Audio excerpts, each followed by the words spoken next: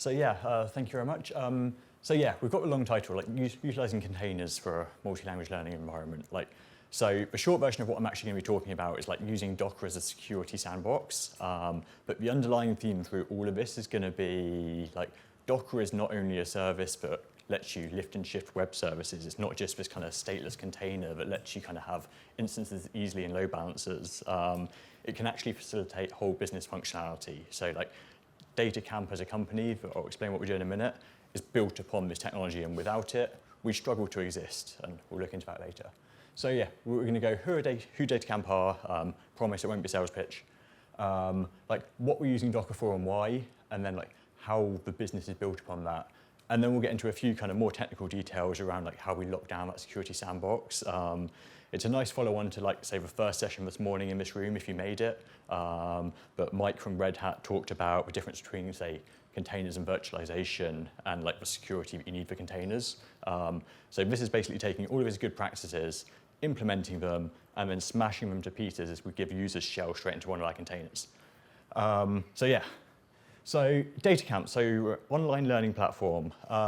So this means you can come to us, you can learn like anything from an introduction to Python, an introduction to R, maybe some basics on Spark, right through to actually like you can learn TensorFlow, you can learn Keras, you can learn your machine learning models.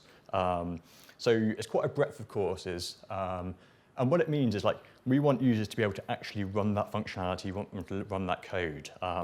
So we follow a kind of well-known teaching methodology of like learn, practice, and apply. So ultimately, learning is really easy. Like we give people videos, we give people content. This is the basics that you get all across the internet. This is kind of what you talk about when you get free material. Like you can search for anything, you can learn about anything. We then get into practice and apply, which is the harder part, and like this is what helps you actually learn and remember things. So by actually doing it, you kind of know what you're talking about after that. So this is like the basic kind of DataCamp interface, and we'll kind of dig more into that in a minute. So yeah, same interface. So like on the left-hand side, you can see some instructions of like what the target is. So this is kind of a course on very basic introduction to Python. Top right, you can see like this is where you kind of actually write your code. This is your session. So as you're kind of following the instructions, you'll try and type it in up here. Depending how big it is at the back, down in the bottom right is kind of the actual execution window. So this is like your command shell. In the top left corner, if you can read really small, it says IPython shell. Like that's exactly what it is. So at this point, you are connected right into one of our containers running Python. So like if you hit run code on the code above, like you'll see it basically output as if you typed it into the shell, and you'll see the response from it. And even if you don't want to type stuff in up there, you can literally type commands in straight into the shell, pretty much as if it's a Python terminal. This causes us no end of pain. But hey, it's kind of core to like our learning process that because you can actually come to our platform, you can solve problems using all of Python. Like we don't have to kind of limit you down. We don't have to tell you you've got to do it using this way. Like here you've got an example of print 7 plus 10. Like if we try and detect whether you've done that right, like checking that the output is 17 is the easiest way. Like you can do 7 plus 10 in a myriad of different ways, but ultimately the objective of this question is to output the 17.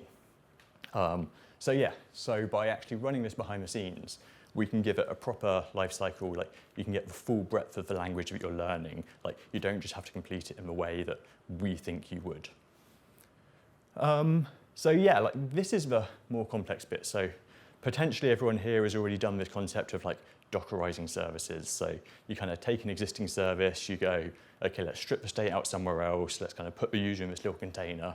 And actually you'll have this kind of pool of servers, might be 5, might be 100. Either way, like they'll be starting to serve user requests. This is great for a dev workflow. So like there's lots of things it does to speed up dev flows. It does all sorts of good things for reliability. But how much this enables the business is more about how it makes dev work easier. It's not changed the fundamentals of the business. It's changed how you deliver that functionality to the business. So what we're doing is actually we're taking this kind of Docker flow, and rather than just using this kind of basic workflow, we're going, actually, because of this, because we have this kind of little environment, we can run these for every user. So again, we'll kind of dig a bit further into that. So basically, the user comes onto our site, and they land on DataCamp. They pick a course that they want to do. Behind the scenes, we're running Amazon ECS. All the way through this talk, I'm going to be talking about Amazon and Docker. These as brand names are completely irrelevant. So Amazon we happen to use for our orchestration. They are our cloud provider, but the same applies, the same principles apply to any cloud. When I talk about Docker, we're talking about containerization primarily. So we do use Docker, but the same applies to any kind of runtime, any kind of container.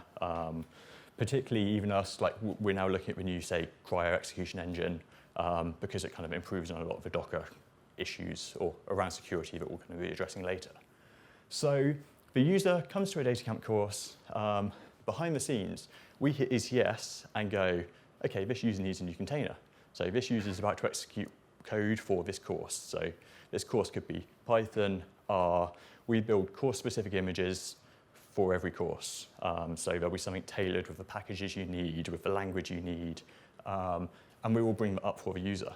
And perhaps that's a Python course, perhaps that's R, but this is what the ultimate goal is. Like the user gets this shell in their browser and it's executed behind the scenes. Like from a user perspective, this is actually very close to, say, a serverless workflow.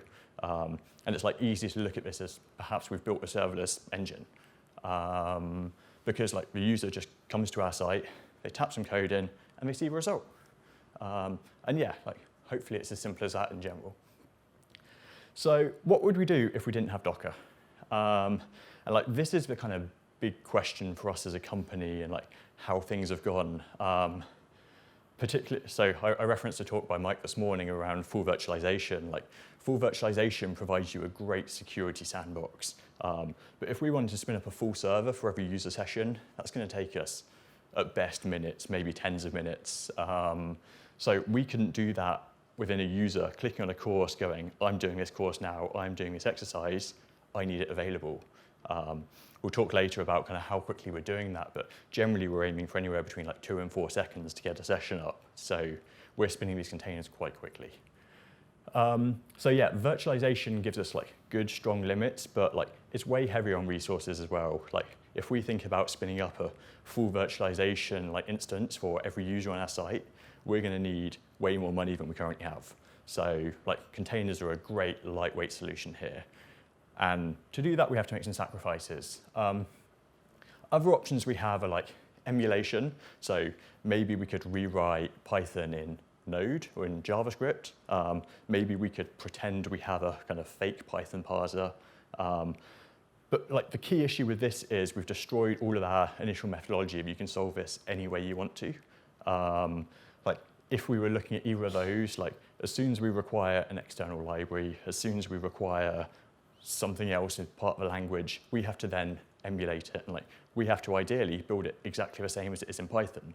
So like we'd have to re-implement everything. We'd have to keep up with Python. It's an infinite amount of dev work. Like unparsed code, like maybe we could just regex the solution they have, but again, it's not really a good way of finding solutions. You would have so many like false negatives, maybe false positives on solutions. Like no one would be happy with that learning experience. And then multiple choice that like the business could rule out pretty early on of like, it's not actually an interactive learning if you're just clicking multiple choice answers, like you're not thinking, you're not engaging, you're just clicking through answers. So we went down this line of kind of Docker containers and trying to make sure we do something good, but it doesn't come for free. So like one of the big issues we'll focus on is security. What we do is as soon as a user comes to our site and clicks on a course, we give them a shell directly on our server. Yeah, like, I mean, if you talk to any security consultant about that, that is the initial compromise of your system. Like, as soon as they are in your system, they're going to escalate, they're going to take control, and yeah, you've basically just been kind of exploited. So this is kind of all about how we try and mitigate that risk. We've got loads of controls and mitigations we're about to dive into. But yeah, so ultimately we're running end users code directly on our servers for real. And yeah, we're hopefully relying on Docker to kind of constrain that process.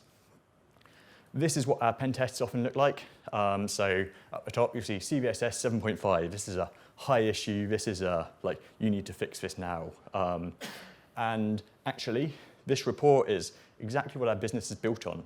Like, we want the users to be able to do this, like, not necessarily this exact of getting a sub-process in your Python shell, but like, this is the business model. The end users can execute code in our system and see the results. So we obviously have to look at lots of mitigations to that. It does extend outside of just like, maybe they'll get shell on the machine. So obviously we run on Amazon. A typical exploit in Amazon is like, you can hit Amazon's metadata service. So the kind of workflow for putting secrets into a host on Amazon is very much around, like, you can attach an IAM role, which is their security policies, to a EC2 instance, so a single server. To do that, they do just expose kind of secret keys and access keys into the box via their web metadata service. This means like any code execution on that box can potentially call out to that metadata service. So here we're already starting to show one of our mitigations of kind of down here, if you can read it, when you make that request, we actually go access filtered. So this is going through one of our regress proxies. This isn't actually simple to do because like we can't do this at the boundary of a network because like how Amazon's network run is kind of, your network is kind of mangled with Amazon's metadata network. So from the host, you go straight to their service. Like you don't go out to the internet, you don't go out to an Amazon server, it's just available locally. So we have to do this kind of process on each server individually. Now, like this workflow of putting users in a code engine on your servers, like we're not the only people doing it. And as you can see here, there are other people doing it and don't necessarily have that same filtering.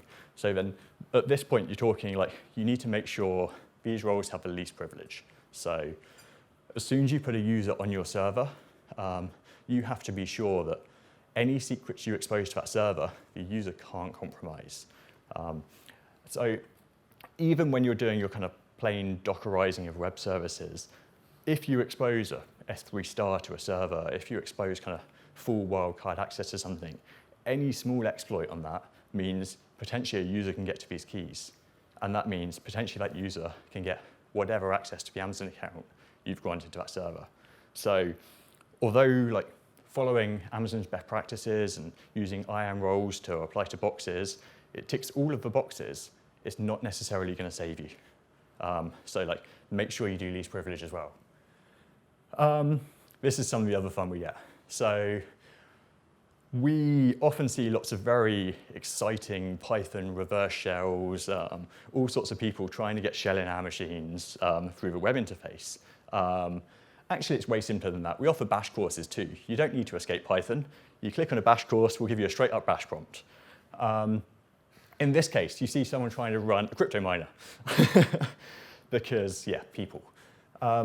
So at this point, we're again down to mitigations of what can we restrict in the containers. Like, luckily in this case, again, they're hitting our egress proxy.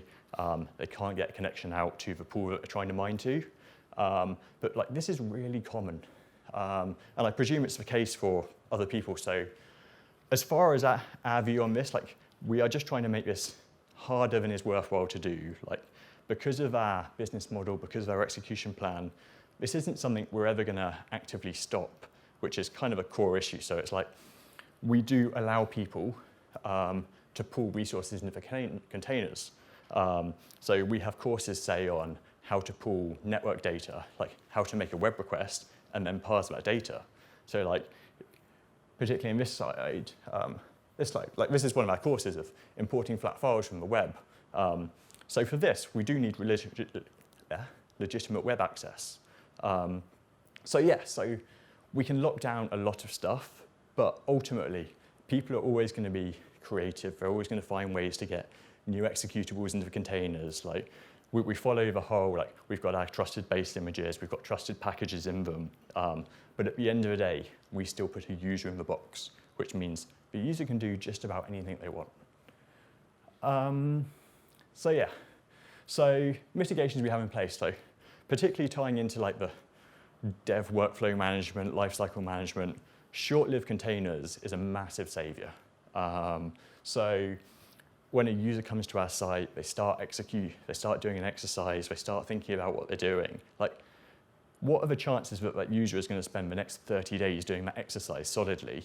It's pretty slim. More likely they're going to spend 2 minutes on that exercise and either complete it and move on to the next one, or get stuck, or come away and go back another day and try it again. But they're not going to be sat at a computer solidly coding one exercise for hours. Like, our exercises aren't that complicated. So this means like we can like actively kill containers regularly. So we have controls like users will only have one container at a time. Containers shouldn't last more than an hour. Even physical hosts won't last more than a couple of days, because like if a user compromises a container, they get runtime for an hour. If they do break out the container, which Docker isn't a security sandbox, like it's possible. Chances are still slim. Like there's a lot of protections in place, but it's possible. So yeah, like I mean, there's a lot of things you can do to improve this, like simple things like command line flags when you run Docker containers, like cap drop. Like you can just drop all permissions, and this means like you're not going to get kind of sewed from a container as long as you use the namespace properly. Again, single command line flag to Docker. It means they're not going to get root. So yeah, like there's a lot of these controls, and like they can all be rolled out on any kind of server running the Docker daemon with like 2 command line flags. And actually, if you're running normal Docker workflows, they're not going to affect anything. So there's a lot that can be done. Environment isolation. So this is a lot about damage limitation. Like, so if a user is in a container and starts scanning our network because they've curled nmap into their container, if they get to the host and they start looking around the network, what else are they going to find? So here we have a key thing of like making sure that environment is separate from the rest of like what we would call DataCamp infrastructure. So all of our primary web service, all of our internal services are physically isolated from our user service. So yeah, like, and again, you can still talk publicly between these services, but this is then via kind of known routes, it's via a known interface. Like you can kind of actually control where you expect people to be coming from. Like they're not going to port scan you internally and find some internal service for exploring data. So again, like good isolation.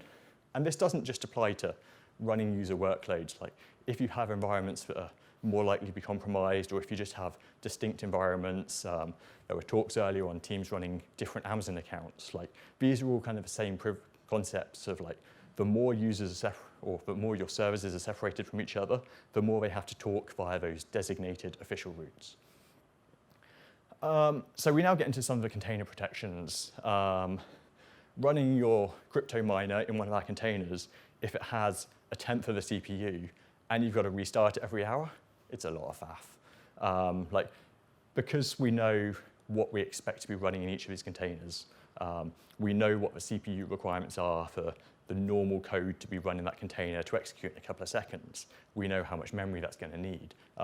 So we can cut these container resources right down. Obviously, for a TensorFlow course, it's going to have a bit heavier weight. But particularly for some of our introduction courses, which are available kind of openly to the general public and not necessarily behind authentication, resource restrictions are pretty key.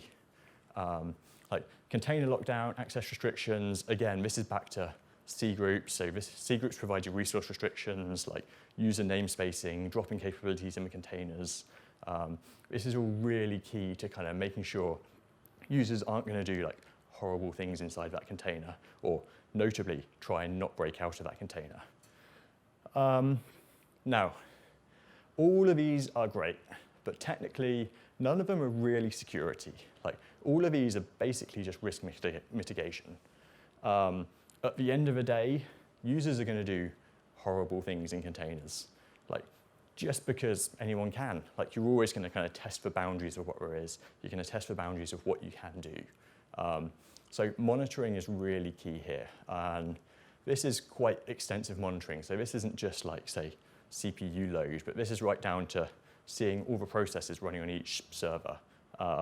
We see all of the network ingress and egress from each server.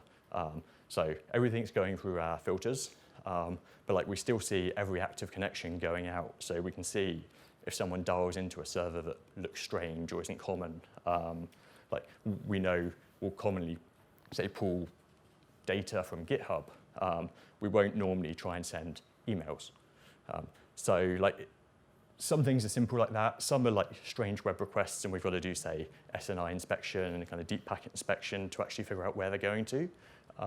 But again, because like we have this little controlled environment, like we build for containers, we have base images that we can inject things into. Like we can install our own CA in those containers. Like we can install our own certificates, so we can really see everything that's going on, going in and out of those containers. Like all of these mitigations are great, and like as I showed in the previous crypto miners, like people often fall down to them, but it doesn't mean they're perfect. We are still running Docker as a security sandbox. Like that's not what it's built for. Like they're regularly, say, bug fixing whenever security issues are found, but they still happen, they still come up, and it could be anything from how we run Docker, bugs in Docker, bugs on the host, bugs in the kernel. There's 1,000 different things at play here that a user could break out of. So like the monitoring is the key thing we come back to, of like, even if we block someone on the other rules, like it's still useful for us to know about it and see what's been going on. This is some of our monitoring. And here you can see a very dedicated user. So here they're trying to run XMRig, so a crypto miner. For these kind of first 5 rows, it's all within like an hour or so of each other. So it's kind of just a user trying over and over again. But then as you get further up, they come back 2 days later and try 3 more times. And then they come back 5 days later and try again. It's like every time they're trying exactly the same thing. But yeah, like, people aren't necessarily like really thinking about what they're doing. Like they're just going, oh, shell, let's throw something at it. Let's go and copy and paste some internet code. Let's go and Google for a reverse shell. Let's just try it. But yeah, like this happens all the time. And part of the issue with this monitoring is like it sees everything, which is great in this case. It's really hard in the amount of noise it generates. So because we're watching every process, every ingress, egress from hosts, some of our containers like legitimately install R packages. R packages often compile from source in C++. That's horrible when you see it on a server. Like, how often do I use C++ day to day? Generally only trying to compile kernel exploits. So when we see C++ running on one of our containers, it's like you've got to get through that mind process of, was it something legitimate? Was it someone doing something really nasty? And it does take a bit of investigation. Like, these alerts have taken lots of tuning. Like, processes are really hard to match when you give a user full access to a machine and say, have at it to solve a problem. Because like ultimately a user can run anything. So yeah, it makes it hard work. But yeah, like with some time and fine-tuning alerts like this, like you can start to detect patterns of what people are up to and what people are doing.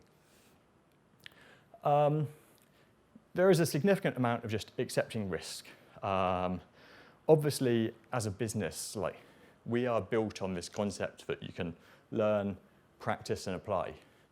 Now, as we looked at originally, like the practice and apply stages are really fundamental. They are the core business value. Like if you just want to learn, it's free, it's all over the internet. But by doing the practice and apply stages, like that's what makes the business special. We can help you actually remember the data science you're learning. So like, the things we start to limit down are particularly, say, with the VPC separation, with the network separation, like you can't move into other DataCamp infrastructure. Like you can't continue through there. So it means like we're initially kind of protecting our data. We then get into the, well, actually, so now the use cases, can they pivot an attack onto someone else? So can they come into our infrastructure and maybe DOS another website? And the short version is, it's possible. Now, this is where we get into the other controls of like, we have the resource constraints, we have the kind of lifecycle management of the containers. So can they do this indefinitely? No. Can they run something substantial? Probably not, because of resource limitations, network limitations. Like there's a lot of controls that are locking this down to kind of make it less useful. So at the end of the day, it's probably going to be cheaper and easier to go fire up an Amazon instance and go, here, have at it, here's 10 gig of network, than messing around in the container, because maybe it's free, but you have this amount of kind of resource available to you. So that's the kind of short version of this is like, we just have to make it harder than it is somewhere else. And although we get users trying stuff, they're not going to kind of keep trying to push. I'm sure if I say this to any security expert, they're going to go, no, this is not right. But at the end of the day, like, this is the core fundamental thing our business is built on. It's built on like users should be able to complete a course any which way they want. So if that's in Python, they can pull in some modules, like they can figure it out as they go along. But this is basically the same as if they were coding a problem for real, that's exactly how they're going to do it. They're going to kind of maybe search around, they're going to maybe look up some stuff, and then they're going to come back and maybe that'll be some copy and paste code. Maybe it won't be what we thought they'd do, but maybe it will still be right. Because I mean, we all know there's 1,000 ways to solve any problem. So what does this look like in kind of what we do day to day? So like this particular system is handling roughly like 3,000 containers at a time. That's actually not too unmanageable. Like we kind of pack hosts fairly heavily, but we spread hosts out quite a lot. So by running, say, 60 hosts rather than 10, it means like, again, the chances of affecting other users is reduced. So particularly in our case with Amazon, like costs are pretty linear. If you have a box that's double the size, it's probably twice the price, and it kind of scales that way consistently. So actually here, the smaller the boxes are, and the more we have of them, like as long as we can efficiently get users onto those boxes, if you do have an issue in one container, you have an issue on one box, like that box getting cycled is going to affect a smaller number of users. Now, it's obviously, we don't want to cut off user sessions, but particularly as far as a user's concerned, like they have effectively state in their browser window. If a session crashes, they get a little restart button and they're good to go again. So again, like, this is about, although they have some amount of state in the container, it's attached to their current session, which is effectively backing up that state for them. So this means that like, we are kind of, again, mitigating the impact of a single rogue user affecting all of our users. So yeah, the short version is like, we're spinning up new containers every second.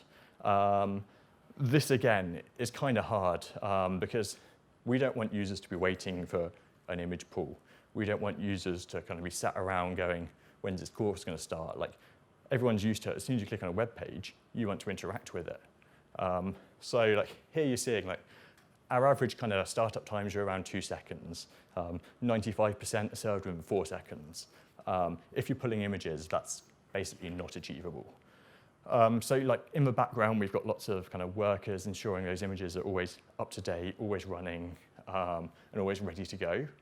This also works well from a security perspective, because if there is an issue with a container, any new user is going to get the fresh container. They're going to get the latest one. So as soon as we patch containers, as soon as we patch those images, they're going to be straight onto the new sessions. So like within an hour, we can have a patch out to all users. Now, an hour is not necessarily perfect, but it's definitely better than, say, having to wait for all of our users to cycle or kicking everyone off the site. This is basic autoscaling. Hopefully, if everyone's done the whole Dockerization thing, then maybe they'll be kind of used to the fact that kind of hosts come in and out. This is also what we use primarily to actually give us that cycle time of 2 days on each host. Because we're naturally scaling up and down through the days, like we turn over so many hosts anyway. So actually, just by having, say, Amazon best practices, host best practices, you can get things like host cycling. You can get these security improvements that if you have issues with a host, it's not actually going to be around forever. It also means like you're always fresh, you're always up to date. Any image updates we roll out are naturally rolled out over the next 2 days. So we don't force expire everyone at once. We just kind of kick it off. We'll make sure the first couple work nicely. And then after that, they're pretty free running of just, they'll slowly trickle out through the users. So again, it's pretty good in that perspective. I'm sure you've seen this 1,000 times if you've ever heard the word DevOps said.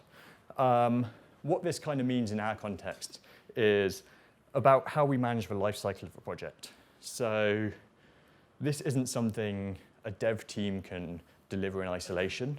It's also something a DevOps team struggles to deliver because they don't necessarily see the user impact.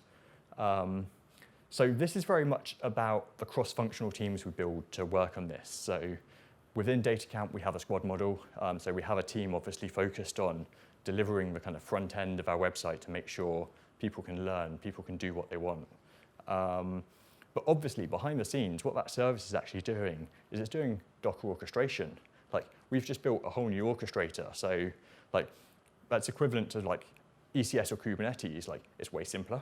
Don't get me wrong. But still, like, we are spinning up containers on demand. It's custom ingress. So it's custom ingress into that cluster. Like, we need to be able to attach a user to standard in and standard out of each of those containers, because that's how we talk to, say, the Python shell. So like, what that means is like, either of these teams working in isolation would have a real hard time. So basically, they're having to work very closely together. Like, the dev teams obviously drive it from a users need a session in 2 seconds. They drive it from kind of UX functionality. And kind of the more Opsy team drive it from the concept of, well, we need enough hosts. We need containers coming up securely. We need the right flag set on containers. But like, without CI/CD pipelines, this would be a real challenge, because if you're kind of having to manually like work between those two teams, it creates a lot of issues. Whereas if you just have a dev make a change and then someone in the ops team go, if you do this differently, it will work better. And then after that, it's straight out to prod. So instantly, that's going to be getting out onto hosts, cycling hosts. And yeah, like, it keeps the workflow actually moving. Whereas if that's packaged up, then the concept of like rolling out changes in 2 days isn't actually going to be a thing, because you're going to be sat around waiting for a release. You're going to be waiting for 2 teams to finally book a meeting together, collaborate, decide what the way forward is, and then deploy it. So yeah, like, the kind of orchestration side of a system is, again, like, completely automatically deployed. All of the instance management is, again, automatically managed. So like, everything will just naturally roll out over time. And it means like, everything's going to stay up to date. Everything's going to stay nicely managed. So the underlying theme, like, I've obviously just spoken a lot about how we do orchestration, how we run containers, how we build stuff. That's not explicitly the message I'm trying to convey here, but what I am saying is that, so DataCamp has used Docker to build this functionality for them. We use this to enable a core part of our business, which is people practicing code, people kind of learning and actually remembering the code that they're using. What it means is, like, we are spinning up a Docker container for each user session. This is equivalent to getting a web request in, and you spin up a container just to serve that user and shutting it down again. What this equates to is, like, Docker is empowering way more of the organization. Back to the slide earlier, like, if we hadn't had Docker, if we'd have thought about doing this with full virtualization, like, maybe a new user could have spun up a host like when they register, and we've got to keep it forever, and like, maybe we can suspend it while they're not there. But like, all of this is built on Docker or container tech. So like, the wider message is much more around, like, can you use Docker to not just iterate on the current kind of dev cycles you have, not just speed up dev systems, dev deploys, but actually, can you build whole new business functionality out of it? Can you like enhance your business processes, enhance the features you provide to your customers by using containers? So yeah, I mean, I've flown through that really quickly.